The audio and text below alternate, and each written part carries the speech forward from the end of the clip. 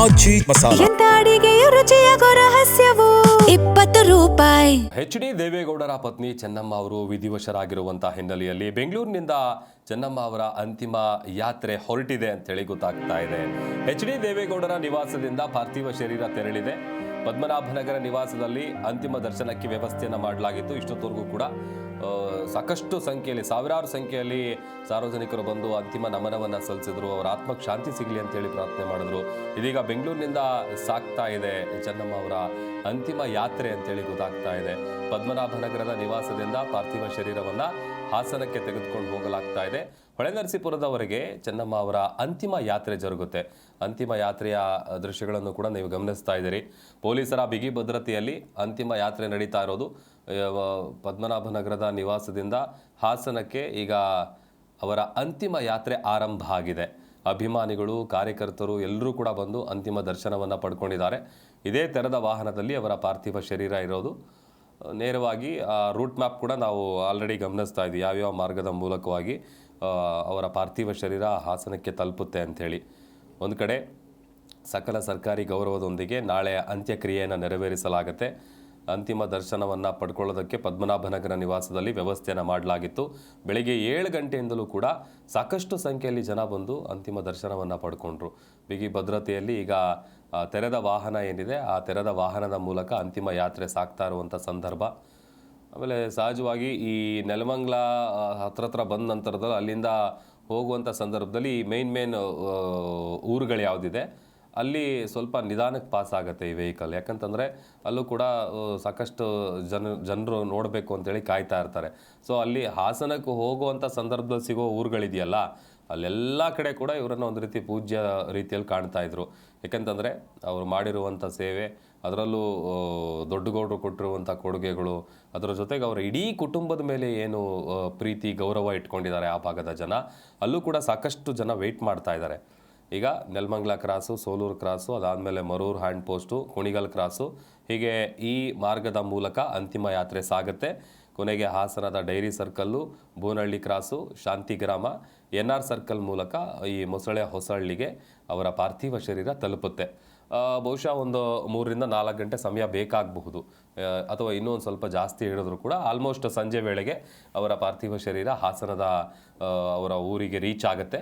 Once ಅಲ್ಲಿ reach ಆದ ನಂತರದಲ್ಲಿ ಅಲ್ಲೂ ಕೂಡ ಅಂತಿಮ ದರ್ಶನಕ್ಕೆ ಬೇಕಾದಂಥ ಎಲ್ಲ ಸಿದ್ಧತೆಗಳನ್ನು ಕೂಡ ಮಾಡಿಕೊಳ್ಳಲಾಗ್ತಾ ಇದೆ. ಸದ್ಯ ಬೆಂಗಳೂರಿನ ಪದ್ಮನಾಭನಗರದ ನಿವಾಸದಿಂದ ಅವರ ಪಾರ್ಥಿವ ಶರೀರ ಹೊತ್ತು ಹೋಗ್ತಾ ಇರುವಂತಹ ತೆರೆದ ವಾಹನ ದೃಶ್ಯಾವಳಿಗಳನ್ನು ನೋಡ್ತಾ ಇದ್ದೀವಿ. ಇದೇ ರೀತಿಯಾಗಿ ನಾನೀಗ ರೂಟ್ಗಳು ಹೇಳ್ತಾ ಇದ್ದಲ್ಲ, ಆ ರೂಟ್ನ ಮೂಲಕ ಹಾಸನಕ್ಕೆ ಅವರ ಪಾರ್ಥಿವ ಶರೀರವನ್ನು ತೆಗೆದುಕೊಂಡು ಹೋಗಲಾಗುತ್ತೆ. ಆಮೇಲೆ ಚೆನ್ನಮ್ಮ ಅವ್ರ ಬಗ್ಗೆ ಸಾಕಷ್ಟು ವಿಚಾರಗಳನ್ನು ಈಗ ಆಲ್ರೆಡಿ ನಾವು ಮೆಲುಕು ಹಾಕ್ತಾ ಇದ್ವಿ. ಅವ್ರ ವ್ಯಕ್ತಿತ್ವದ ಬಗ್ಗೆ ಆಗಿರ್ಬೋದು, ಜೊತೆಗೆ ಅವರ ದೈವ ಭಕ್ತಿಯ ವಿಚಾರ ಆಗಿರ್ಬೋದು, ಯಾವ ರೀತಿಯಾಗಿ ಅವರು ಎಲ್ಲರನ್ನೂ ಮಾತನಾಡಿಸ್ತಾ ಇದ್ರು, ಎಂಥ ಒಳ್ಳೆ ವ್ಯಕ್ತಿತ್ವ ಇತ್ತು ಅವ್ರದ್ದು, ಎಂಥ ಒಳ್ಳೆ ಗುಣ ಇತ್ತು, ಅದೆಲ್ಲರೂ ಕೂಡ ಬಂದಂಥ ಪ್ರತಿಯೊಬ್ಬರು ಗಣ್ಯರು ಕೂಡ ಅದನ್ನು ಸ್ಮರಿಸ್ತಾ ಇದ್ದಾರೆ.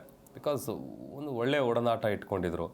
ಅದರಲ್ಲೂ ಯಾರೇ ಮನೆಗೆ ಬಂದರೂ ಕೂಡ ಒಂದು ತುತ್ತು ಅವರಿಗೆ ಊಟ ಹಾಕಿ ಕಳಿಸ್ತಾ ಇದ್ರು, ಅಷ್ಟು ಪ್ರೀತಿಯಿಂದ ಮಾತನಾಡಿಸ್ತಾ ಇದ್ರು, ಎಲ್ಲರನ್ನೂ ಮಕ್ಕಳಂತೆ ನೋಡ್ತಾ ಇದ್ರು.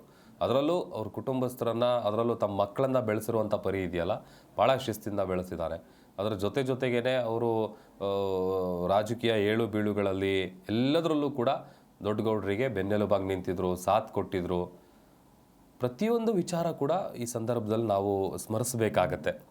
ಒಂದು ಕಡೆ ಪರಮ ದೈವ ಭಕ್ತಿ ಆಗಿದ್ರು ಚೆನ್ನಮ್ಮ ಅವರು. ಅದಕ್ಕೆ ಒಂದು ಬೆಸ್ಟು ಉದಾಹರಣೆ ಅಥವಾ ಎಕ್ಸಾಂಪಲ್ ಅಂತ ಅಂದರೆ, ತಮ್ಮ ಹುಟ್ಟೂರಲ್ಲಿ 3 ದೇವಸ್ಥಾನಗಳನ್ನು ಕಟ್ಟಿಸಿದ್ದಾರೆ ಅವರು. ಆಮೇಲೆ ಬಹಳ ವಿಶೇಷ ಅದು, 5 ಹಳ್ಳಿಗಳ ಈ ಜಾತ್ರೆಗಳೆಲ್ಲ ನಡೆಯುತ್ತೆ ನೋಡಿ. ಅವ್ರ ಊರಲ್ಲೆಲ್ಲ ಜಾತ್ರೆ ಈ ಥರದ್ದೆಲ್ಲ ಇತ್ತು ಅಂತ ಅಂದರೆ ಅದಕ್ಕೆ ಪೂಜೆ ಪುನಸ್ಕಾರ ಮಾಡುವಂಥ ಸಂದರ್ಭದಲ್ಲಿ ಮೊದಲು ಅಲ್ಲಿಗೆ ಇವರೇ ಹೋಗ್ತಾ ಇದ್ದಿದ್ದು. ಈ 5 ಹಳ್ಳಿಗಳ ಒಂದು ಜಾತ್ರೆಯಲ್ಲಿ ಇವರಿಗೆ ಮೊದಲ ಪೂಜೆಯ ಗೌರವ ಇತ್ತು. ಅಂದರೆ ಮೊದಲು ಇವರೇ ಪೂಜೆ ಮಾಡಬೇಕಿತ್ತು. ಅಂದರೆ ಅಷ್ಟರ ಮಟ್ಟಿಗೆ ಅವರು ಕೈಗುಣ ಆಗಿರ್ಬೋದು, ಅಥವಾ ಅವ್ರ ಪೂಜೆ ಪ್ರಾರ್ಥನೆ ಫಲ ಆಗಿರ್ಬೋದು, ಇದೆಲ್ಲದರ ಮೇಲೆ ಕೂಡ ಆ ಭಾಗದ ಜನ ನಂಬಿಕೆ ಇಟ್ಕೊಂಡಿದ್ರು.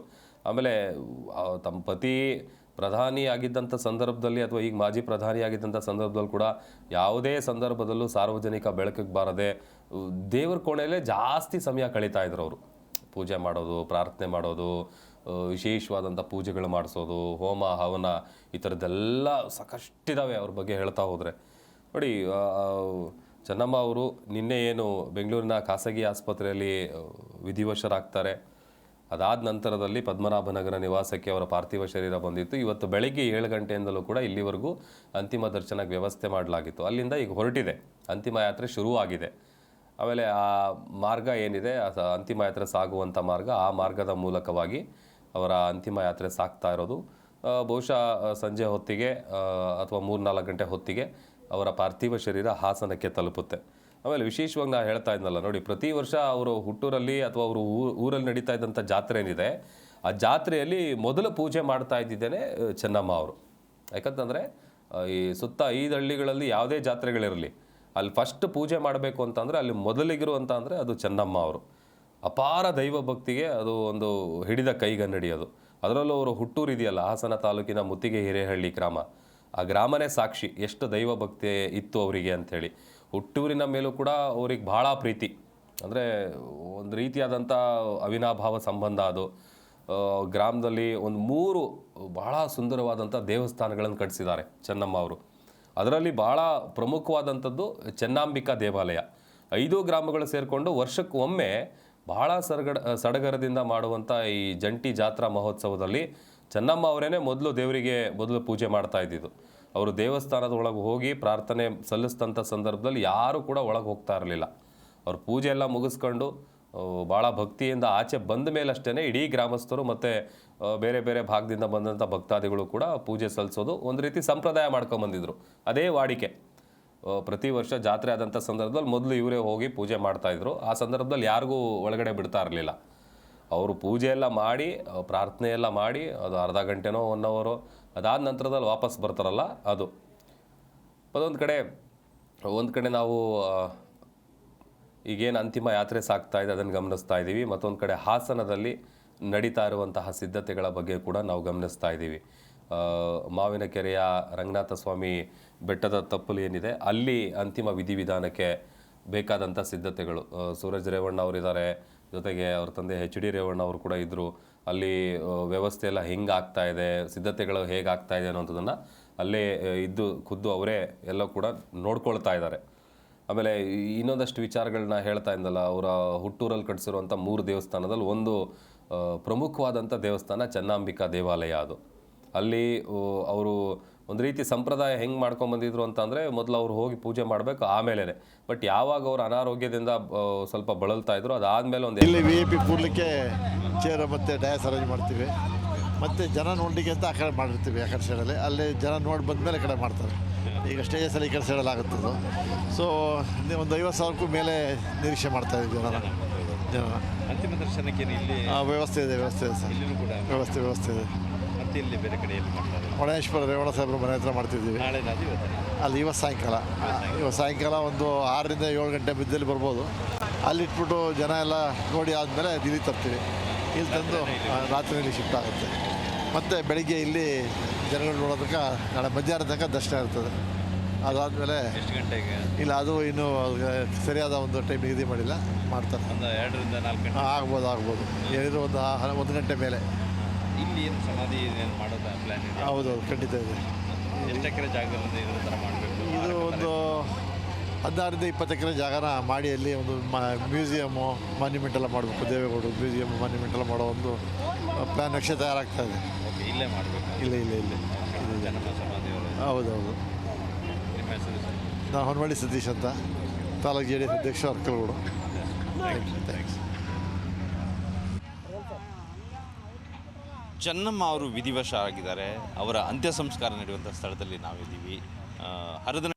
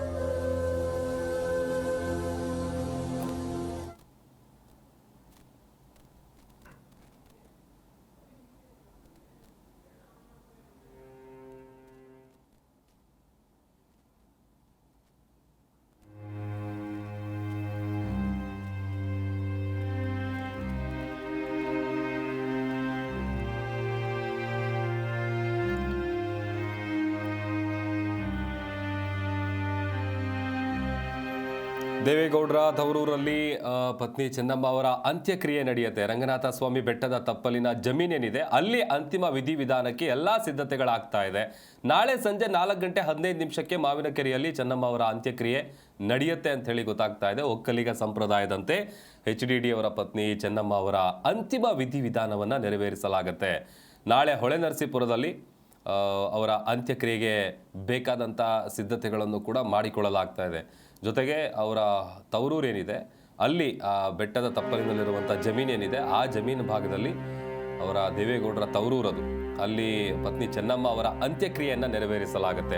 ಅಲ್ಲಿಗೆ ಈಗ ಅವರ ಪಾರ್ಥಿವ ಶರೀರ ಹಾಸನಕ್ಕೆ ರೀಚ್ ಆದ ನಂತರದಲ್ಲಿ ನಾಳೆವರೆಗೂ ಕೂಡ ಅಲ್ಲಿ ಅಂತಿಮ ದರ್ಶನಕ್ಕೆ ವ್ಯವಸ್ಥೆ ಮಾಡಲಾಗುತ್ತೆ. ಅದಾದ ನಂತರದಲ್ಲಿ ರಂಗನಾಥ ಸ್ವಾಮಿ ಬೆಟ್ಟದ ತಪ್ಪಲಿನ ಜಮೀನೇನಿದೆ ಆ ಜಮೀನಿನ ಬಳಿ ಅಂತ್ಯಕ್ರಿಯೆಗೆ ಬೇಕಾದಂಥ ಸಿದ್ಧತೆಗಳು ಈಗ ಆಲ್ರೆಡಿ ಶುರುವಾಗ್ತಾ ಇದೆ. ಇದೇ ಜಮೀನು ನೀವೇನು ನೋಡ್ತಾ ಇದ್ದೀರಿ, ರಂಗನಾಥ ಸ್ವಾಮಿ ಬೆಟ್ಟದ ತಪ್ಪಲಿನ ಭಾಗದಲ್ಲಿರುವಂಥ ಜಮೀನೇನಿದೆ ಆಲ್ರೆಡಿ ಈಗ ಅಲ್ಲೆಲ್ಲ JCBಗಳನ್ನೆಲ್ಲ ಕರೆಸಿ ಅಲ್ಲೇನು ಕ್ಲೀನ್ ಮಾಡಬೇಕು, ಅಲ್ಲೇನು ವ್ಯವಸ್ಥೆ ಮಾಡಬೇಕು, ಯಾಕಂದರೆ ಸಾಕಷ್ಟು ಸಂಖ್ಯೆಯಲ್ಲಿ ಜನ ಬಂದೇ ಬರ್ತಾರೆ. ಸೊ ಹಾಗಾಗಿ ಖುದ್ದು ಸೂರಜ್ ರೇವಣ್ಣ ಅವರು ಅಲ್ಲೇ ಇದ್ದಾರೆ, HD ರೇವಣ್ಣ ಅವರು ಅಲ್ಲೇ ಇದ್ದಾರೆ. ಎಲ್ಲರೂ ಕೂಡ ಆಲ್ರೆಡಿ ತೆರಳಿ ಅಲ್ಲಿ ಬೇಕಾದಂಥ ಸಿದ್ಧತೆಗಳೇನು ಬೇಕು ಅದೆಲ್ಲವನ್ನು ಕೂಡ ಮಾಡ್ಕೊಳ್ತಾ ಇದ್ದಾರೆ.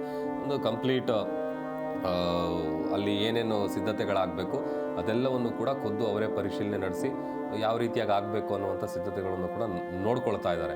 ಜೊತೆಗೆ ಈಗ ಆಲ್ರೆಡಿ ಅಲ್ಲಿಗೆ ಸ್ಥಳದಲ್ಲಿ ಪೊಲೀಸರು ಕೂಡ ಬೀಡು ಬಿಟ್ಟಿದ್ದಾರೆ. ಅಲ್ಲಿ ಭದ್ರತೆಗೆ ಬೇಕಾದಂಥ ವ್ಯವಸ್ಥೆಗಳೇನು ಬೇಕು ಅದನ್ನು ಕೂಡ ಮಾಡ್ಕೊಳ್ತಾ ಇದ್ದಾರೆ. ಅದರ ಜೊತೆಗೆ ಎಲ್ಲ ಕೆಲಸಗಳು ಕೂಡ ಈಗಲಿಂದಲೇ ಆರಂಭ ಆಗಿದೆ.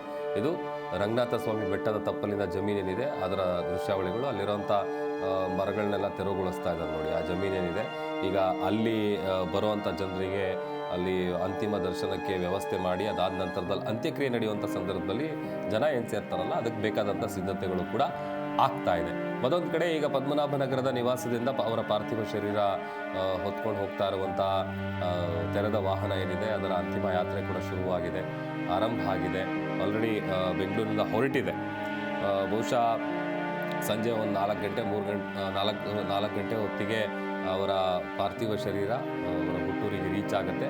ಸೊ ಒಂದು ಸಲ ರೀಚ್ ಆದ ನಂತರದಲ್ಲಿ ಅಲ್ಲಿ ಅಂತಿಮ ದರ್ಶನಕ್ಕೆ ವ್ಯವಸ್ಥೆ ಮಾಡ್ಕೊಳ್ಳೋದು, ಎರಡೂ ದೃಶ್ಯಗಳನ್ನು ನಾವು ಗಮನಿಸ್ತಾ ಇದ್ದೀವಿ. ಒಂದು ಅವರ ಅಂತಿಮ ಯಾತ್ರೆ ಸಾಗ್ತಾ ಇರುವಂಥ ಸಂದರ್ಭ, ಅದರ ಜೊತೆಗೆ ಹಾಸನದ ಅವರ ತವರೂರಲ್ಲಿ ಏನು ಅಂತಿಮ ವಿಧಿವಿಧಾನಕ್ಕೆ ಬೇಕಾದಂಥ ಸಿದ್ಧತೆಗಳನ್ನು ಮಾಡಿಕೊಳ್ಳುವಂಥ ಕೆಲಸ ಆಗ್ತಾ ಇದೆ.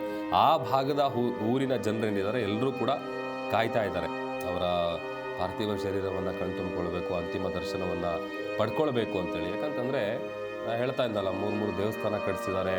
ಆಮೇಲೆ ಅಷ್ಟೆಲ್ಲ ಮಾಡ್ತಾ ಇದ್ದಂಥ ಕಾರಣಕ್ಕಾಗಿಯೇ ಆ ಸುತ್ತಮುತ್ತಲಿನ ಗ್ರಾಮಸ್ಥರೆಲ್ಲರೂ ಕೂಡ ಅಪಾರವಾದಂಥ ಗೌರವವನ್ನು ಚೆನ್ನಮ್ಮ ಅವ್ರ ಮೇಲೆ ಇಟ್ಕೊಂಡಿದ್ದಾರೆ.